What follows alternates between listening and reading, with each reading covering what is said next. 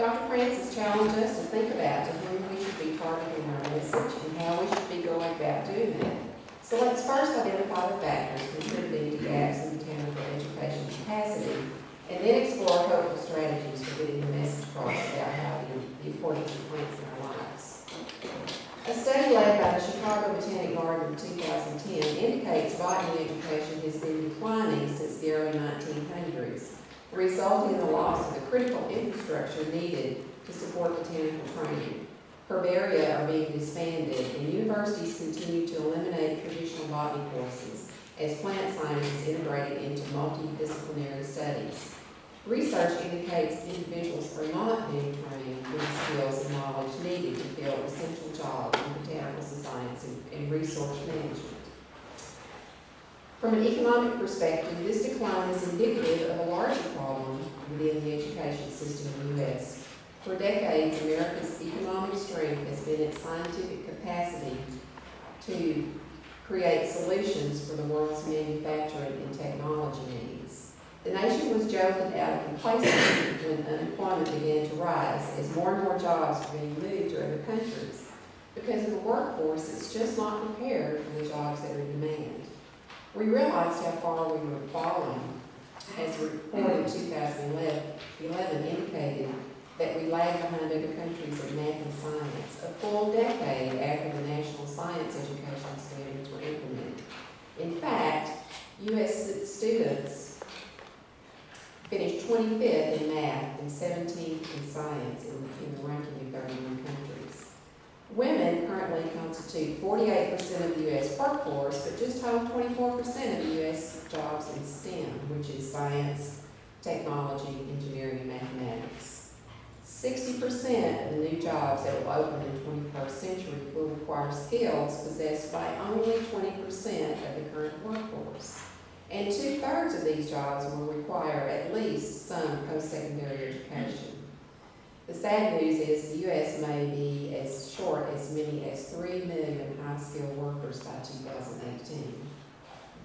One of the cultural trends that we are less proud of in the U.S. is the outbreak of television reality and game shows that clutter the minds of countless Americans. One such show is called Are You Smarter Than a Fifth Grader?, in which contestants are asked questions that fifth grade students should know. So I have one of those questions for you this morning that you might be asked. So please think about it for 5 seconds and then turn around and talk to your neighbor and answer this question. All right, here's the first one. What does IKR mean? All right, talk it over with your neighbor.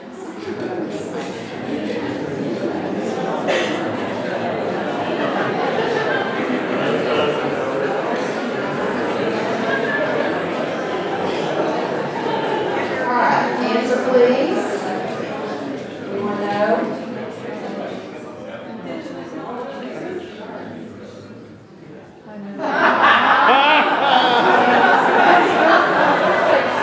Yeah. All right, one more.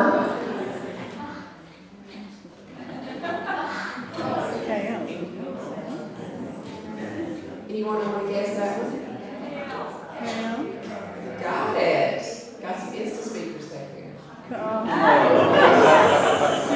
Alright, this one is just for your pleasure.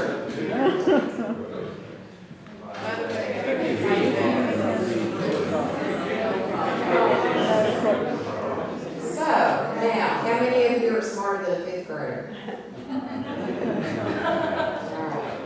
You just experienced a strategy in active learning called Think, Care, and Share, in which you are to think about a question, then talk it over with your neighbor, come up with a solution, and then communicate that to another group.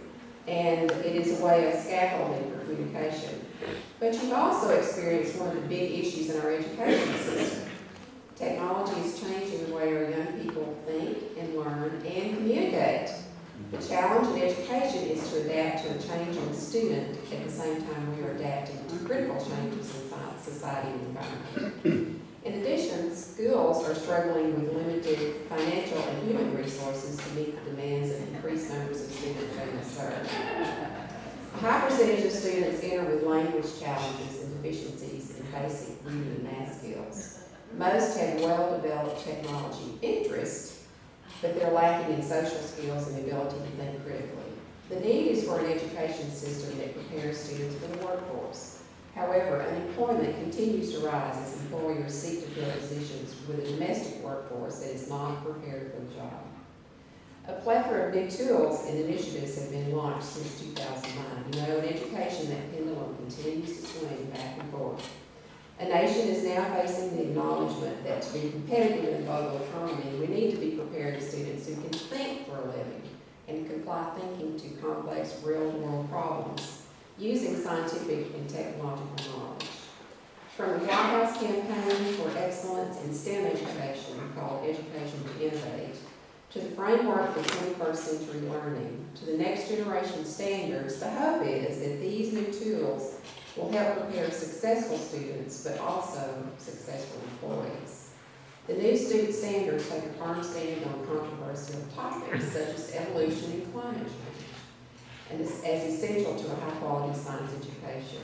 To date, 26 states in the U.S. have adopted the standards for their schools, while some states are rejecting the standards due to the inclusion of evolution and climate change. The 21st century focuses on the 3 C's critical for success in today's world: critical thinking and problem solving, communication, and collaboration. This significant trend in education, being reinforced through the new standards, endorses multidisciplinary learning. At all levels, sciences such as botany are being integrated into multidisciplinary science courses, such as environmental science. Traditional botany courses are not being taught, and students are being trained as generalists, not specialists. So how is this impacting plant science? In a local investigation, K-12 educators were surveyed about their botanical knowledge. Results indicate a broad spectrum of interest, aptitude, and obstacles for passing along knowledge to the next generation. Educators representing multiple disciplines of teaching were asked about their knowledge and interest in 3 categories of plant science: taxonomy, plant anatomy and physiology, and plant uses, or what we know as ethnobotany.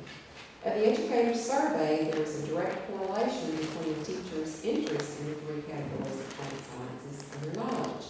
Yet, on an individual basis, there was no correlation between their self-ranking of their plant knowledge and the level of plant science they were teaching. About 50% of the early childhood educators ranked their knowledge about plants greater than elementary and middle school teachers, and their interest in plants greater than elementary teachers. Early childhood teachers also included how plants are used by people in their curriculum more than all other grade levels. Proving the case made in the book, All I Really Need to Know, on Early Kindergarten. When asked about the obstacles for including plants in their classrooms, the overall consensus was that the school's curriculum. Plant studies are not in their state standards and therefore not in their curriculum framework. The second greatest obstacle was time, or the time to find and incorporate lessons on plants while managing to cover all the necessary objectives during the school year. At the middle and high school level, some teachers expressed their own lack of personal knowledge about plants that hindered them from including it in the curriculum. Others claim they don't have the outdoor space or the indoor space and all that. And although this represents a limited survey in the Dallas-Fort Worth Metroplex, it really mirrors a crisis in science education in the U.S. So what are the grand challenges for botanical capacity? I'm going to give you a minute to look at this chart. I'd like for you to look at it and try to make some sense of it and see if you think it is all-inclusive or not. The National Research Council identified the grand challenges for the U.S., and it was meant to be a scorecard on the nation's performance on skills needed to meet environmental challenges. These are the areas in which they believe botanical expertise could be important. As you look at that, where do you see you fitting into the piece of the puzzle? What do you do?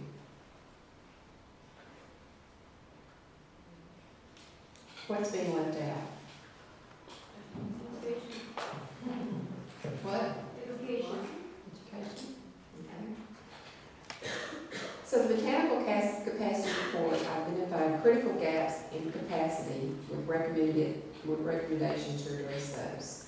According to a U.S. Department of Education report, undergraduate degrees in botany are down 50%, and advanced degrees in botany are down 41% since 1988, when 72% of the top universities offer advanced degree programs in botany.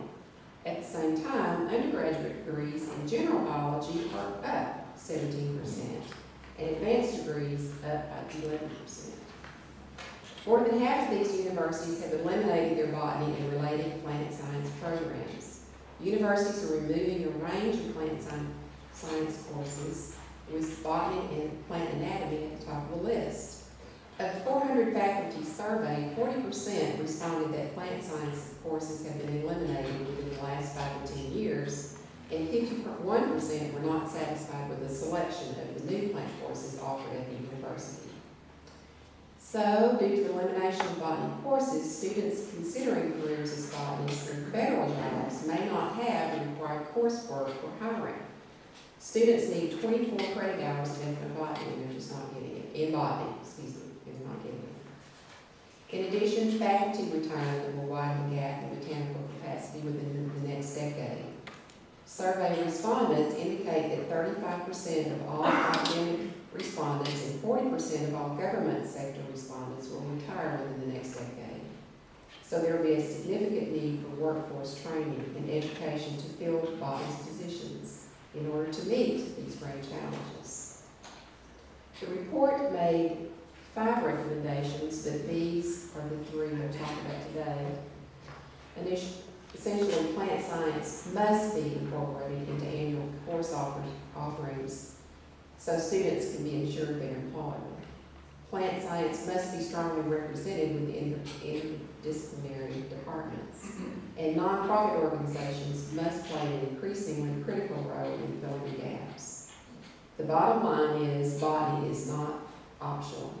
Expertise is a fundamental component of efforts to address key issues facing our environment and human health in the U.S. Authors of the capacity report were concerned about the university's ability to train plant scientists with the skills necessary to address the global challenges facing the environment. In an article, Perceptions of Strengths and Deficiencies, Disconnects Between Graduate Students and Prospective Employers, the data shows that students' view of their greatest strengths were in fact areas that the potential employers viewed as their greatest need for improvement.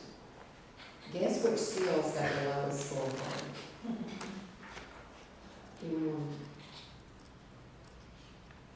Written communication skills got the lowest ranking among employers and the highest among students, with ecological skills, field skills, plant identity skills, and botany ranking high as areas that needed the most improvement.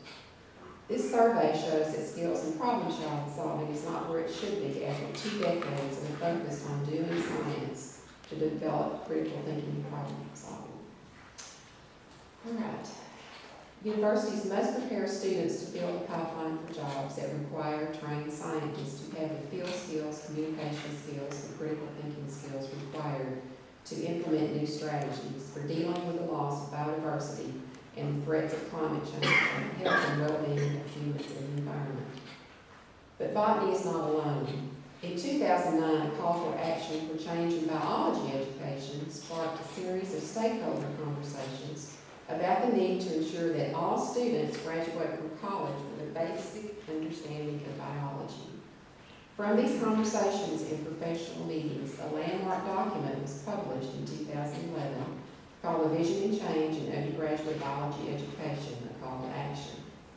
Authors describe the daunting challenge in transforming deeply embedded academic traditions of instruction to new strategies to align with that educational research shows about how learning takes place. So the question today is, what role does ethnic botany play in contributing to the pathway in filling those gaps? How are we carrying forward the message of the importance of plants in our lives?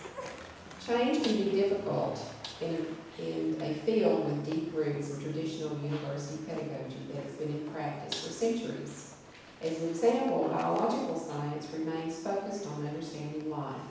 However, the science is undergoing tremendous transformation as many new discoveries are being found at the intersection of biology and other disciplines. Fields such as biochemistry, bioinformatics, and systems biology are providing new perspectives on solving problems that biology alone cannot address, and changing the way we think about how to do research. In a quote from the Vision and Change document, the author says, "These new integrated fields spread across the diversity of life sciences are opening up a vast array of practical applications based in behavioral and social sciences." This is mirrored in botanical science. A survey of North American schools of botany, biology, and related fields in 1996 looked at the educational trends in economic and ethnobotany.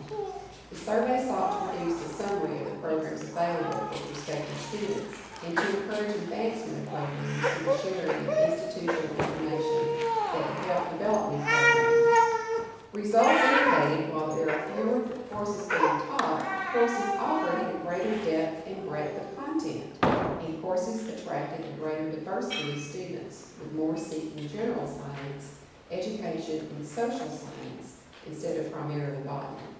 A shift in focus from a strictly economic botany field is beginning to take shape as student interests broaden from general use of plants by people to cultural diversity and the cultural uses of plants, ethnoecology, and cultural conservation.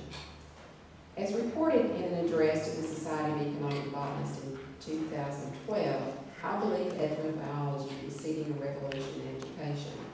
My premise is that it plays an ever-increasing role in filling the gaps as traditional botany courses are being taken from course catalogs and more ethnobotany courses are being offered around the U.S.A. A national conversation fueled by a revolution taking place in the biological sciences is magnifying the need for change in the way we are preparing students to work and contribute in a rapidly changing scientific and technological society. I believe the emerging field of ethnobiology education is positioned and ready to lead the way for change in the way students learn and how they gain a better understanding of the nature of science. So you ask, why ethnobiology? Well, ethnobiology is relevant. It engages people where they are in life. Dr. Sunshine Grossi, a leading educator in one of the U.S. ethnobotany programs at Frostburg State University in Maryland, described ethnobiology as a connector piece to science. It connects their students to nature in their place and gives them a way to connect to their cultural heritage through traditional ecological knowledge. Individuals, ethnobotany is also a bridge. It allows instructors to bridge interest and encourage involvement of students from a wide variety of ethnicities and academic backgrounds. Leading educator and researchers Dr. Will McClatchy and Dr. Kim Bridges, formerly at the University of Hawaii at Manoa, used ethnobotany as a bridge to science in an introductory undergraduate course, Segues to Science. The series of videos they produced for online learning introduced students to diverse fields of science through the study of plants used by people. For example, students learned about the chemistry of plant-based beverages through exploratory activity. In a 2005 report, Dr. Brad Bennett describes ethnobotany and ethnobiology as natural links to conservation biology, resource management, and environmental education. He argues that ethnobotany should include all plant and people interactions and not be restricted to traditional cultures.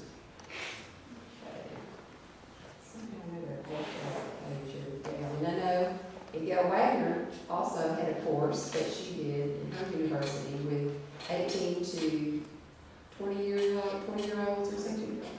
And I think that study really indicated that it was not so much the students understanding about the plants' native to the place, but it was the plants that were important to them for the ones that they recognized. And it took those direct experiences in nature for them to actually be able to learn to know them. So a recent article also implies that ethnobiology is a missing link to ecology and evolution. It argues that closer interactions with ethnobiologists who study the relation between human and the natural worlds will enable local knowledge to be better applied in ecological and evolutionary biology research, resulting in mutual benefits for ethnobiologists and biology and ecological researchers. Ethnobiology is also critically grounded. It aligns with the principles laid out by the Mission and Change, which calls for courses to be integrating social, environmental, and ethical considerations into the teaching of biology. And this first strategy was introduced by Wagner for the Open Science Network. It was a statement of ethics. So ethnobiology also promotes 21st century thinking. We've talked about this a bit before. Its multidisciplinary nature invites diverse perspectives that encourage growth and critical thinking skills among students. It utilizes multimedia and technology and puts a responsibility for learning on students as instructors and facilitators. It also retains students in STEM fields. The U.S. President has called for an increase in the number of STEM graduates by 34% in the next decade. In the U.S., the retention of students in STEM majors is less than 40% of those who enter college in STEM fields. And so we must be able to keep more people in the fields through the interdisciplinary ethnobiology with its naturalistic view and local reference. It makes an excellent pathway for retention of students in their majors. Ethnobiology is active, as you can see in this picture, also from the University of Hawaii. McClatchy relates the term biophilia to ethnobiology as a study of human interactions with their biological world, indicating that we as humans are innately drawn to experience the natural world. Studies have shown that active engagement with nature has positive effects on human development. All learners benefit from active learning from multisensory experiences that cannot be experienced virtually. Best practice in ethnobiology include field studies for students to learn about useful plants and their habitat and to apply scientific and technological skills. Ethnobiology can be physically prudent. Teaching materials are everywhere. The use of local plants is usually free, and these plants can be used to involve local naturalists who can share cultural reinforcement between younger and older generations. Using local plants creates more frequent reminders of ethnobotany lessons and can stimulate an interest in learning more about one's place. Unfortunately, there are only 2 universities in the U.S. that offer majors in ethnobotany and none in ethnobiology. So ethnobiology curriculum resources that are peer-reviewed have not been easy to access. But the Open Science Network has been working hard to provide a solution. This is an interesting photo. It was taken at the end of a very long work session in the university as we met with community colleges in Hawaii. We all went out and the storm was coming in and we did this picture and when we got the results back, it was interesting. You see something along the top of that photo there? A rainbow was in the photo that we weren't aware of.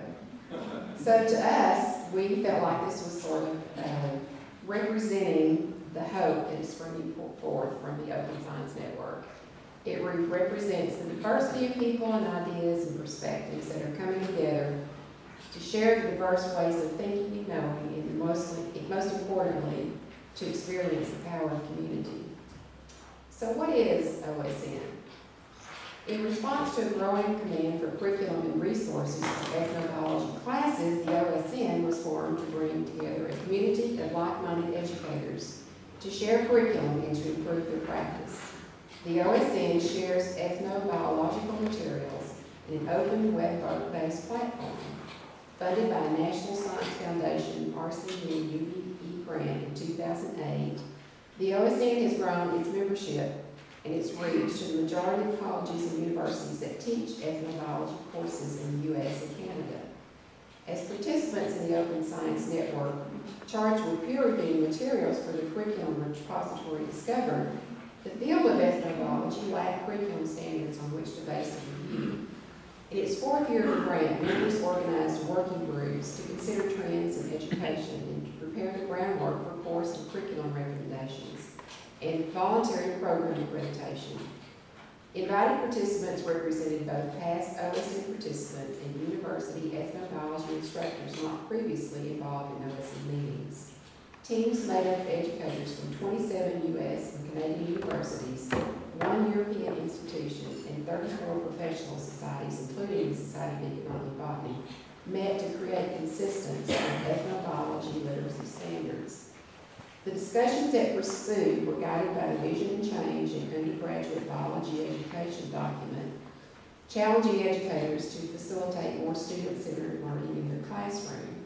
The Open Science Network working groups proposed a draft parallel document to the Vision and Change mandate as a framework for discussion and development of ethnobiology undergraduate education within the U.S. If you're here today, you can pick up a copy of that or sign up to get one mailed to you.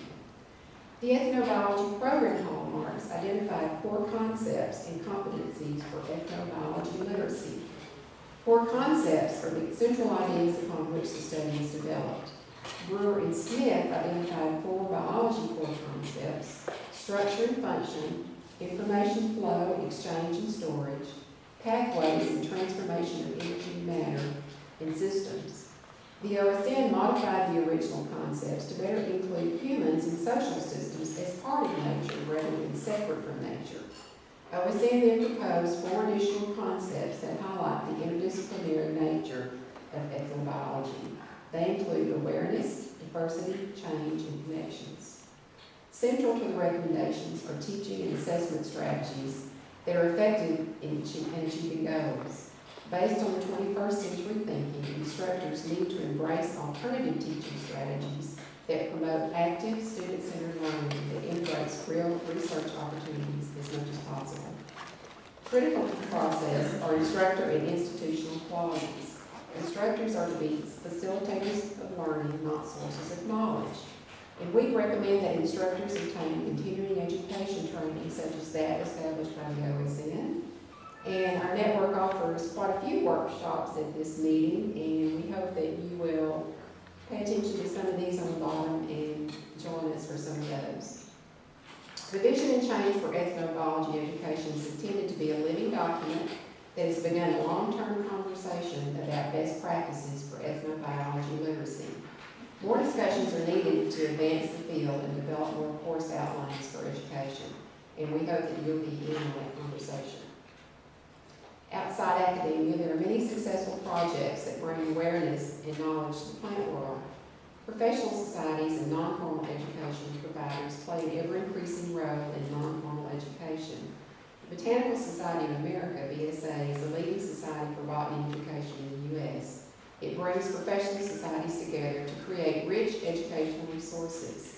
An example is the online resource, Digital Resource Discovery Dynamic Learning Communities, the DRDDLC, a forum for scientists and educators to find and contribute peer-reviewed resources.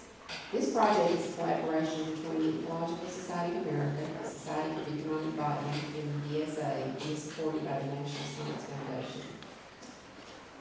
No one will dispute the importance of improving our efforts on the university level and training our future workforce. I would like to argue that we should begin with even younger target audiences. I think Dr. Grants, you agree with this from your presentation. Universities must complete the pathway for students, but K-12 schools must create the pathway and produce students who choose to study for careers in the botanical and environmental sciences. Based on a long career in both informal and formal education, I strongly believe that nonprofits and professional societies have the opportunity and the mandate to do the things the schools cannot do. Many high schools and middle schools are now challenging students to pick a pathway towards a career and attend schools with a curriculum that emphasizes the skills and knowledge that students need to achieve in that field of study. Sadly, few of them are in botany or ethnobotany or environmental sciences. There are, however, well-developed curricula for high school students and teachers through New York Botanic Gardens Plants and People program. The first curriculum guide of cultural uses of plants has been in use since 2000. And this is a more recent publication from NYBG called Economic Botany Explorers, which really gives students an inside look into exploring the traditional uses of plants and researching medicinal properties of plants. programs that are deeply embedded into the culture and traditions of rural America. These community-based programs engage young people in learning about agriculture through service-oriented, project-based learning. Planting Science has led the way for an authentic research experience for youth through projects developed by the U.S.A. Planting Science is an online mentoring program for middle school, high school, and college students, in which students get to practice, their work continues with practicing scientists. One program I am particularly fond of is through BRIT, Botanical Research Institute. Our programs provide outdoor experiences for inner city youth designed for learning about their local environment. Ethnobiology strongly supports place-based learning as people explore the biological components in context of the human and cultural influences of that place. One can argue that plant science education should begin even earlier. Brain-based research indicates the pathway begins in early childhood as children develop a natural intelligence through direct contact with nature. Many of you have heard about Richard Lou's book and the phenomenon he described as nature deficit disorder. Children who do not have those direct experiences in nature suffer negative effects on their health, their happiness, and their academic performance. Across the nation, there are a number of quality programs for elementary-aged children that introduce young learners to the plants and the wildlife that inhabit their local environment. Common thread with programs for K-12 learners is authentic experiences that build on one's understanding of place, the natural environment, the culture, and the community. These experiences evoke curiosity and not passion, influencing the trajectories of career paths. In an interview with the Botanical Society of American Leadership, Bill Dahl and Claire Hemingway defined the key issues of botanical education in the U.S. While there are many worthwhile programs being delivered, greater impact could be achieved if programs were more collaborative and work together to achieve educational goals. For the programs that are working, the problem is in sustaining efforts over time. Funding from both foundation and corporation continues to be problematic. Those that do survive contribute to increasing botanical capacity, but there is not a current alignment to show how collectively they contribute to the pathway to careers. So I believe the gap is the absence of a vertical integration of botanical education from K-12 to higher education. The strategy is collaboration. If we work together to achieve integration of botanical education from K-12 to higher education to careers, we can create the pathway people need to become more effective in carrying knowledge of plants forward in the U.S.A. In conclusion, to respond to Dr. Prince's question, we must continue to build ethnobiology into a rigorous, credible discipline that will attract the brightest and most passionate plant advocates and supply the world with professionals who can intelligently address global environmental concerns. Thank you.